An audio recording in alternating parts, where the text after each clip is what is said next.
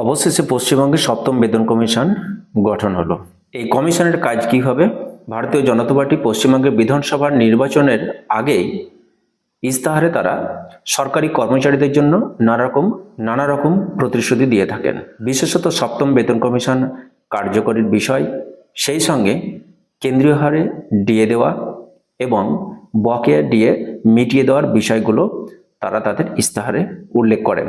পরবর্তীতে বিজেপির সরকার আসার পরে, অর্থাৎ সরকার গঠন হওয়ার পরে, মাননীয় মুখ্যমন্ত্রী শুভেন্দু অধিকারী একাধিক সভায় বলেছেন যে তারা সরকারি কর্মচারীদের জন্য পে কমিশন খুব শীঘ্রই কার্যকরী করবে।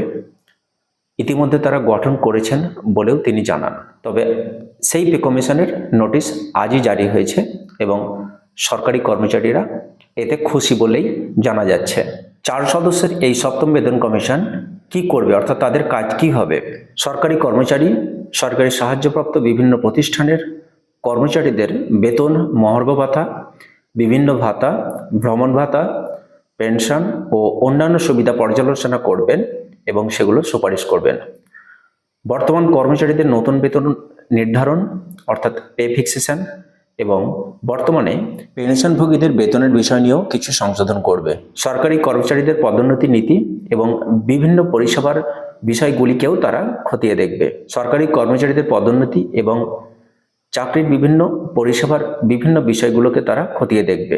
এই নোটিশে উল্লেখ করা হয়েছে কেন্দ্রের বেতন কাঠামো এবং অন্যান্য রাজ্যের বেতন কাঠামো, সেই সঙ্গে রাজ্যের আর্থিক সামর্থ্য এবং কেন্দ্রের অষ্টম বেতন কমিশনের সিদ্ধান্তগুলোকে তারা বিবেচনা করবে।